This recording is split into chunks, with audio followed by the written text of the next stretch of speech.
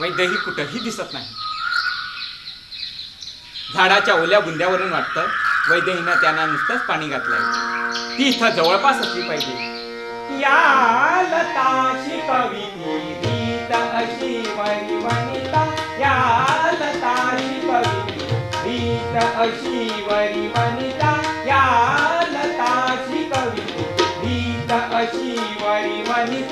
काटकता अभय प्रीत काटकता अभय प्रीत या लताशी कविती प्रीत अशी बरी वनिता या लताशी कविती प्रीत अशी बरी वनिता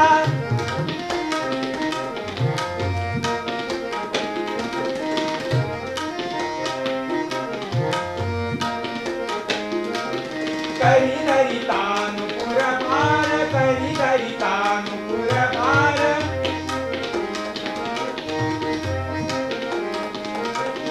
करी दरितानुपुर भार करी दरितानुपुर भार सहन हृदय पुष्पहार सहन हृदय पुष्पहार सहजौतली जलकुंभाही विनीता शिकविती प्रीत अशी बरी वनिता या लताशी कविती प्रीत अशी बरी वनिता या लताशी कविती प्रीत अशी बरी वनिता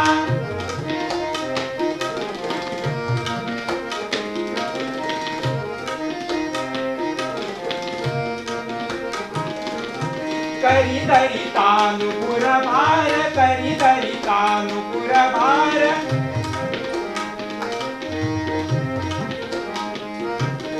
करी दरितानुपुर भार करी दरितानुपुर भार सहन हृदय पुष्पहार सहन हृदय पुष्पहार सहजौतली जलकुंभा ही विनीत अशी कविती प्रीत अशी बरी वनिता या लताशी कविती प्रीत अशी बरी वनिता या लताशी कविती प्रीत अशी बरी वनिता या लताशी कविती प्रीत अशी कविती प्रीत अशी कविती प्रीत अशी बरी वनिता. ये लक्ष्मणा, आजचा दिवस मला काही चमत्कारिक वाटतो. माझ्या डाव्या डोळ्याचं पातळ सारखं पूर्ण पावत आहे. श्रीरामा, तू कधीपासून असल्या शकुनापुशकुनाच्या कथावर विश्वास ठेवू लागलास? अरण्यवासातील 12हून अधिक वर्ष संपत आली. तसं मोठं संकटही आलं नाही, तशी भीतीही कधी वाटली नाही. श्रीरामाला कधी भीती वाटली होती का? इतके वर्षे अरण्यात काढली, पण त्याची भीती अशी कधी वाटली नाही. त्याचं खरं कारण सांगू तुला? कोणतं? खरं कारण तू आहेस लक्ष्मणा. मी? होय, तू. कारण तू होतास म्हणून रात्री अपरात्री एखादा श्वाप देईल किंवा राक्षसांचं आक्रमण आपल्या पर्णकुटीवर होईल असा भय मला मुळीच वाटला नाही. कारण हाती धनुष्य घेऊन तू सदैव सिद्ध होतास. दादा, अरे मी हातात धनुष घेऊन रक्षणात उभा आहे. यात नवीन काय?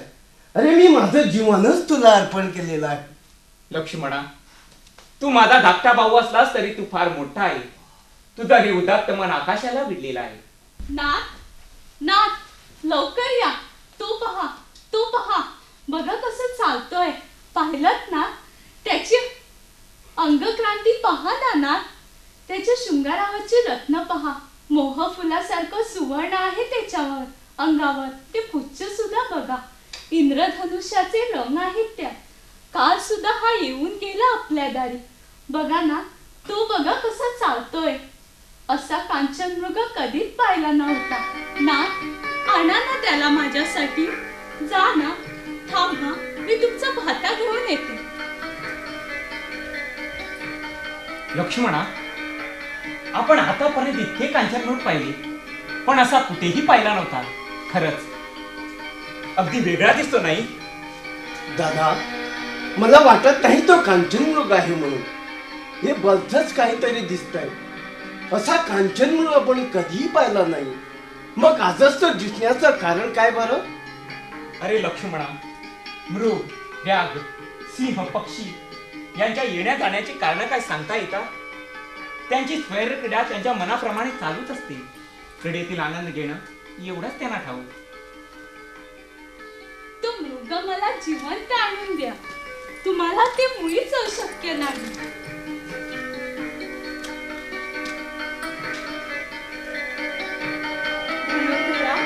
कशासाठी थांबलाय?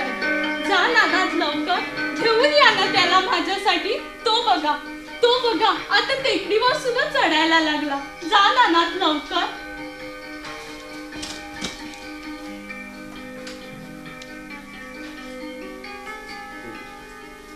धाव लक्ष्मणा, लक्ष्मणा धाव.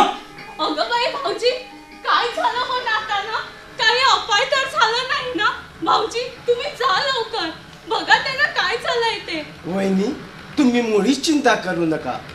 श्रीरामाला काही झालेलं नाही. नाही नाही भाऊजी, संकट कधी सांगून येत नाही. तुम्ही जा लवकर. तुमची चिंता अनाठायी आहे. तुम्ही निश्चिंत असा वहिनी. भाऊजी माझं मन मला सांगताय काहीतरी घात आहे.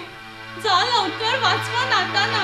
वहिनी, माझं मन सांगतंय काही गात नाही. श्रीरामाला काही झालेलं नाही आणि होणारही नाही.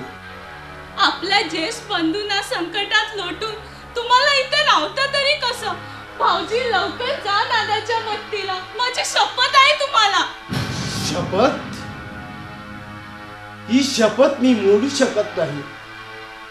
पण माझा जाण्याचा क्षण आणि पुन्हा तुला पाहण्याचा क्षण, या 2 क्षणात दुर्दैवाचे डोंगर उभे आहेत. लक्षात ठेव, अजूनही या लक्ष्मणाची तपश्चर्या भंगलेली नाही. या धनुष्याची ताकद निष्प्रभ झालेली नाही. या पर्णकुटीच्या धारात मी एक रेखा आखून देतो. ती मात्र तू कधी ओलांडू नकोस. ती ओलांडली तर उत्पात होईल.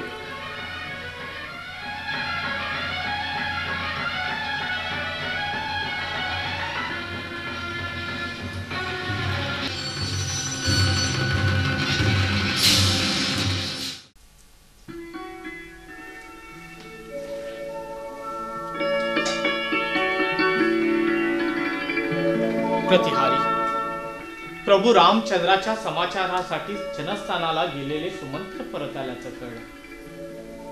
कुठे आहेत ते? त्यांना घेऊन ये. जशी युवराजांची आज्ञा. प्रभू रामचंद्राला भेटून त्यांच्याकडून त्यांचं वचन आणि प्रसाद घेऊन आल्यापासून प्रभू रामचंद्राबद्दल काहीच कुशल कळलं नाही. म्हणून मी मुद्दाम प्रभू रामचंद्राच्या समाचारासाठी सुमंत्रांना जनस्थानाला पाठवले होते. प्रभू रामचंद्राचं कुशल ऐकण्याकरता मी उत्सुक झालो आहे. राजांचा विजय असतो. सुमंत्र आले आहेत राजपुत्र. सुमंत्र, तपोवनाची काय वार्ता आहे? युवराजांचा जय असो. खरंच दीर्घकाळ जगलो हा माझा जगला. सुमंत्र, आपण स्तब्ध का? आर्य, राजपुत्र आपल्याला काही विचारित आहेत. सुमंत्र, आपण जनस्थानाला गेला होतात ना, की अर्ध्या वाटेवरूनच परत फिरलात? आपल्या आज्ञेनेच मी रामचंद्रांना भेटायला तपोवनात गेलो होतो. तो अर्ध्या वाटेवरून परत कसा येईल? मग काही रागामुळे वा संकोच वाटून प्रभू रामचंद्राने आपली भेट घ्यायला नाकारलं काय? प्रभू रामचंद्रासारख्या वृत्तस्थला कसला राग आणि कसला संकोच? दुःख आहे ते जनस्थानाला जाऊन त्यांची भेट झाली नाही याची. भेट झाली नाही? का झाली नाही? रामचंद्र जनस्थानातून निघून गेल्यामुळे. निघून गेले? कुठे गेले? काही कळलं का? फार लांब गेले. किष्किंधा म्हणून वानरांचे वसतिस्थान आहे, तिकडे ते गेले असं ऐकलं. सुमंत्र, वानरांना माणसांची पारख कशी असणार?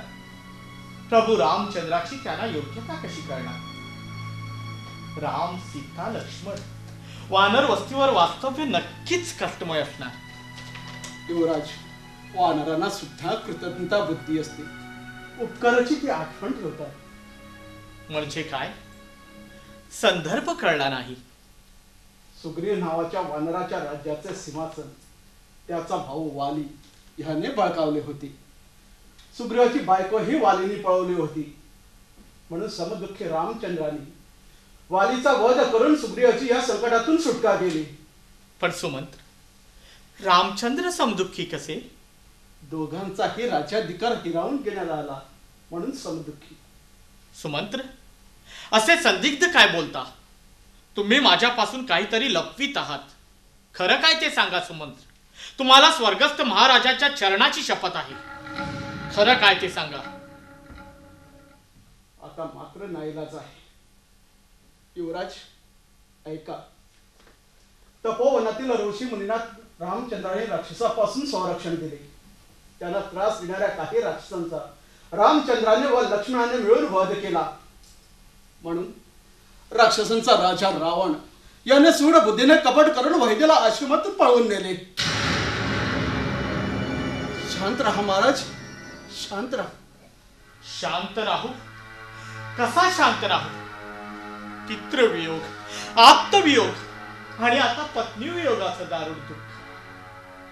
काळ्या मेघाने चंद्राला झाकाळून टाकावं तशी संकटामागून संकट रामाचा पाठपुरावा करीत आहेत आणि तुम्ही म्हणता शांत राहा. नाही नाही, याला कारण माझी माता कैकेयी आहे. पण तिला माता तरी कशी म्हणू? दुश्चरिता ती माता, दुश्चरिता ती माता, दुश्चरिता ती माता, दुश्चरिता ती माता. वदिले मत्प्रिय ताता, वदिले मत्प्रिय ताता. सत्वशील सौमित्रा, सत्वशील सौमित्रा. सीता कोमल गात्रा, सीता कोमल गात्रा. वनवासी रामासह, वनवासी रामासह. वसली ती घोरवनी, वसली ती घोरवनी, वसली ती घोरवनी. विपिनी तिच म्हणो कशी मी जननी, तिच म्हणो कशी मी जननी. धाडिला राम का तिने वनी, धाडिला राम का तिने वनी, धाडिला राम का तिने वनी. तिच म्हणो कशी मी जननी, तिच म्हणो कशी मी जननी, तिच म्हणो कशी मी.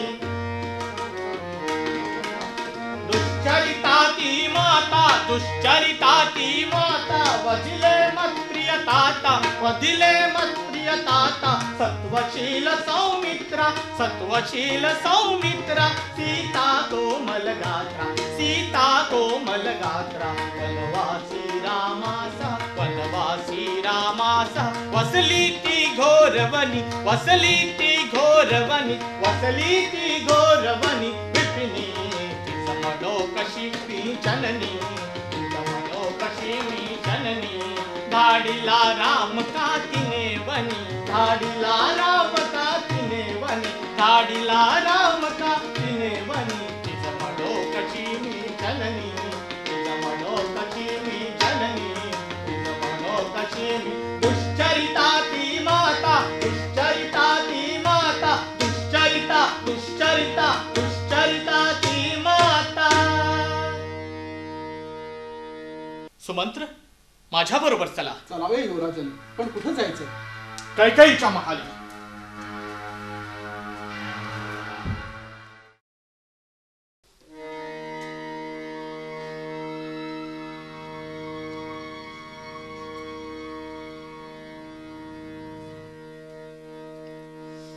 नच आसती भावया,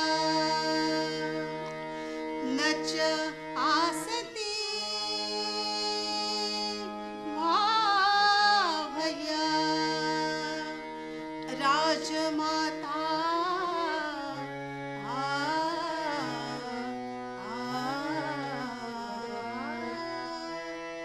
अवमानिता मी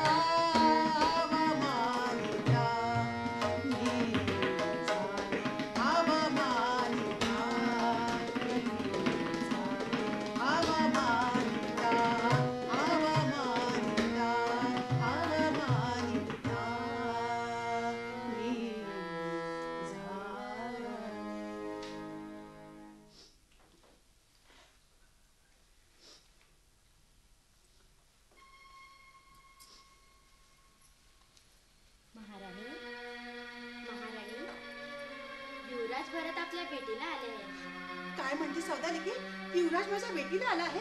होय राणी, जनस्थानाहून सुमंत परतलेले आहेत. त्यांना बरोबर घेऊनच आले आहेत.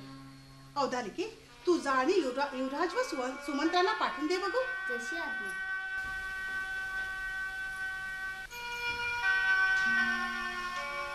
वत्सा, सुमंत्र रामचंद्राची भेट घेऊन आल्याचं कळलं. राम सीता लक्ष्मणाचं कुशल आहेत ना? खुशाल आहे तर, पण त्याही पेक्षा आनंद देणारी वार्ता सांगायला मी आलो आहे. कोणती आहे आनंदाची वार्ता? ती ऐकण्याकरता देवी कौसल्या, देवी सुमित्रा यांनाही बोलावणं पाठवते. औदालिके, अगं ये औदालिके. नाही नाही, त्याने ऐकावी अशी ती वार्ता नाही. ती वार्ता फक्त तुलाच आणि तुलाच आनंद देणारी आहे.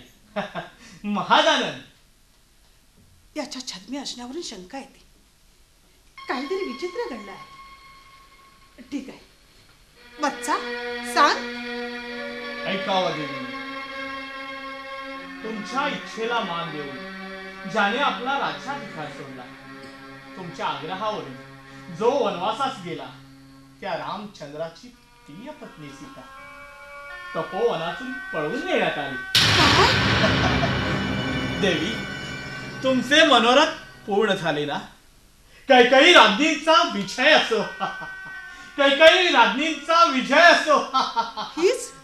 हीच ती आनंदाची वार्ता? आश्चर्य आहे. सत्यव्रत, सत्यवचनी, इक्ष्वाकूंच्या कुलात तुमच्यासारखी एक सून आल्यानंतर त्यांची दुसरी एक सून पळली जावी, यात आश्चर्य ते काय देवी? वत्सा वरदा, इक्ष्वाकुच्या कुळात मी सून म्हणून आले, याचा या कैकेयीला अभिमान आहे. इक्ष्वाकुची सत्यनिष्ठा जपण्याचा तिने आजपर्यंत तिच्या परीने प्रयत्न केला.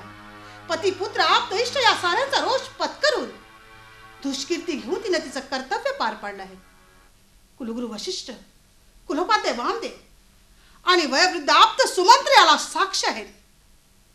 पण दुर्दैवानं म्हणा अथवा इतर काही कारणामुळे म्हणा, हे सारे साक्षीदार आज गप्प बसले आहेत. माझी कर्तव्यनिष्ठा पटूनही ते गप्प बसले आहेत. माझ्या कठोर वागणुकीचे रहस्य स्वतः सांगणं मला प्रशस्त वाटत नव्हतं. म्हणून आजपर्यंत याची मी कधी वाच्यता केली नाही. राधेने शांत व्हावं, जीवाला त्रास करून घेऊ नये. पण वत्सा, काही दुष्ट नाही रे. या साऱ्याचं कारण एक शाप आहे. तुझ्या पित्याला मिळालेला एक घोर शाप. शाप? महाराज शापित होते? कोणी दिला हा शाप? सांगा सुमंत्र, सांगा. आता तरी तुम्ही तुमचे मौन सोडा. सत्य काय ते याला सांगा. राधनी, शांत व्हा. कुमारांना मी सारं काही सांगतो. अमात्य सुमंत, काल मी एकटाच वेगळेला गेलो होतो. एका सरोवराच्या झाडी धनुष्याला बाण चढवून सावजाची वाट पाहत बसलो होतो. काही वेळानं कोणीतरी जनावर पाणी पित असल्याचा आवाज सरोवराच्या दिशेने आला. आवाजावरून एखादा रानहत्ती पाणी पित असल्याचा माझा समज झाला आणि ध्वनिभेद घेऊन मी बाण सोडला. मी जाऊन पाहतो, तो एक ऋषिकुमार वरमी बाण लागून जखमी होऊन मरणासन्न पडला होता. आपल्या अंध पित्याकरिता तो कुमार पाणी घेऊन जात होता. त्याचे तुषार्थ पिता आपल्या मुलाची वाट पाहत बसले होते. मी पाणी घेऊन अंध ऋषीजवळ गेलो. घडलेला वृत्तांत त्याला कथन केला. पुत्र वियोगानं ती दोघं घायल झाली आणि त्यांनी मला तळमळून शाप दिला. दशरथा, माझ्याप्रमाणेच पुत्र वियोगाने तुला मरण येईल, मरण येईल, मरण येईल.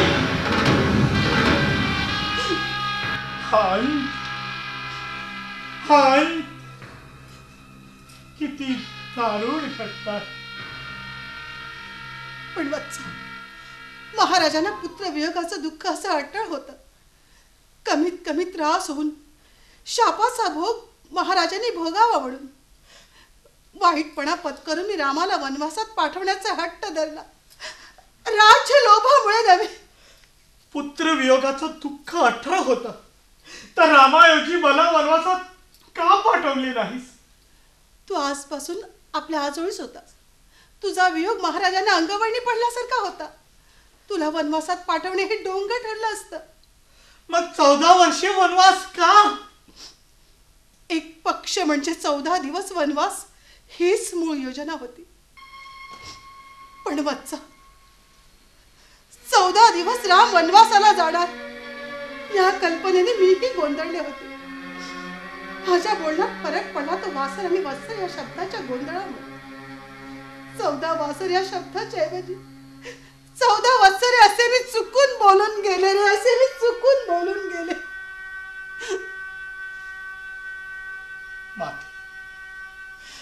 माते मला क्षमा कर. अज्ञानानं तुला वाटेल ते बोललो, तुला नाही ते बोललो, तुझ्यावर वाटेल ते आरोप केले, तरी पण मला क्षमा कर माते. उठ वत्सा, उठ उठ, अरे उठ. कोणती माता आपल्या मुलाच्या अपराध पोटात घालत नाही. तुझा गैरसमज झाला, यात तुझा कसला अपराध? माते, माझ्यावर तू अनुग्रह केलास माते. आता मी साऱ्या सैन्यासह, मांडलिकासह प्रभू रामचंद्राच्या मदतीला निघत आहे. मला आशीर्वाद दे. यशस्वी भव.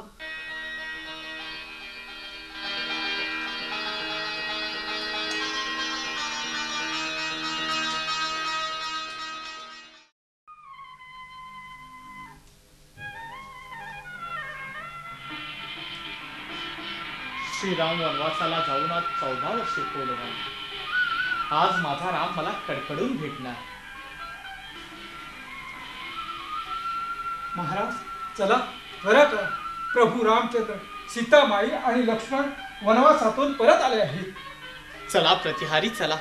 मला केव्हा एकदा प्रभू श्रीरामाला कडकडून आलिंगन देतो असं झालं. त्यांच्या स्वागताची तयारी करण्यासाठी सांगा. चला.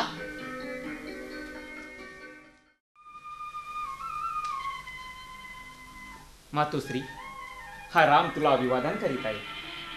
आयुष्यमान भव, यशस्वी भव. वत्सा रामा, वनवासाची 14 वर्ष पूर्ण होऊन पित्याची वचनपूर्ती व ऋषींची प्रतिष्ठा राखलीस, याबद्दल राम तुझं मी अभिनंदन करते. मातोश्री, मी अनुग्रहित आहे. दादा, आपण दिलेल्या वचनानुसार मी आपल्याला आठवण करून यापुढे या राज्याची जबाबदारी आपण राजा म्हणून स्वीकारायची आहे. मातोश्री, कैकईंची काय इच्छा आहे? महाराजांची वचनपूर्ती व ऋषींचा शाप यांच्या कर्तृत्वातून मुक्त झाल्यानंतर रामचंद्र राजा व्हावा ही मातोश्री कैकईची आज्ञा आहे. जशी मातोश्रीची आज्ञा. आर्यपुत्रांचा विजय असो. कुलगुरू वसिष्ठ, कुलोपाध्याय वामदेव, सर्व सैनिक आणि उपस्थित प्रजाजनासह पलीकडच्या आश्रमात आपली वाट पाहत आहे. वत्सा रामा, आता ही वल्कला उतरवून राजवस्त्र परिधान करून घे आणि अभिषेक करून घेण्यासाठी प्रथम सर्वजण तिकडे चला. जशी मातोश्रींची आज्ञा.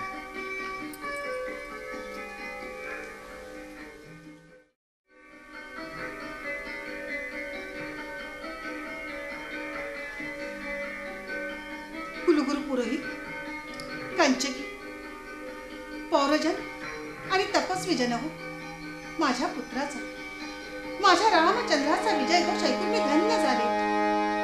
अभिरामा सुखधामा, अभिरामा सुखधामा, अभिरामा सुखधामा. आज मी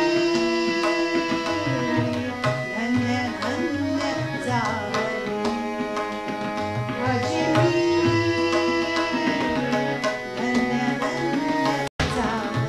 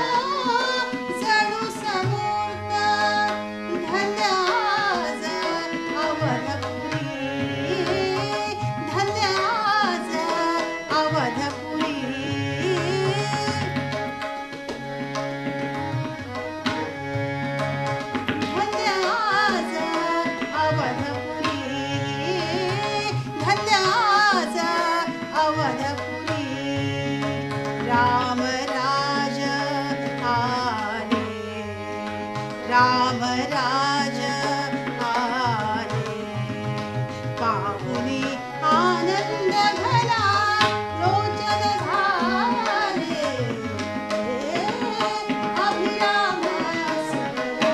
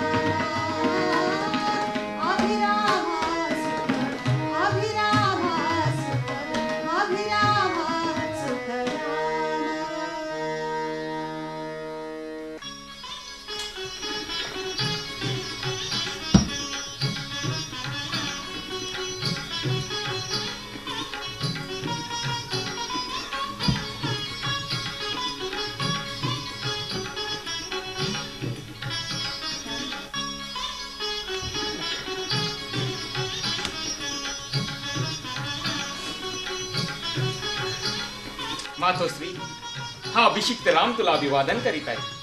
आयुष्यमान भव, यशस्वी भव. वत्सा रामा, अभिषेक करून घेण्यासाठी बैस. मैथिली, तूही बैस. तूही चल.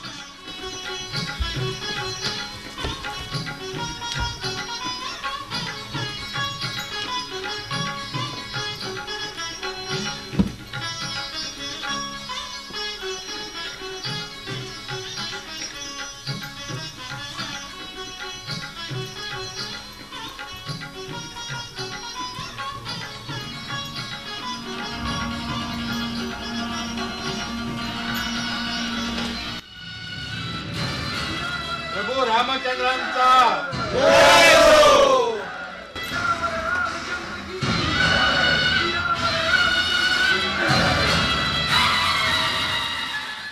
वत्सा रामा, यावेळी मला फक्त एकच दुःख जाणवत आहे, म्हणजे तुझा जन्म माझ्या पोटी का झाला नाही रे प्रिय राघवा.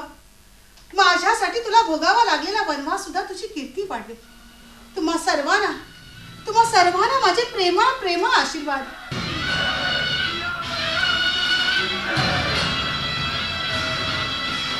स्वर्गस्थ तात, इक्ष्वाकूंची सत्यनिष्ठा सांभाळून, तुमची वचनपूर्ती करून, ऋषींचा श्राप भोगून, तुमच्या इच्छेप्रमाणे आणि मातेंच्या आज्ञेनुसार कुलगुरू, कुलोपाध्याय, अमात्य आणि प्रजाजनाच्या आशीर्वादानं तुमचा कर्तव्य तत्पर पुत्र रामचंद्र आज राजा झाला आहे.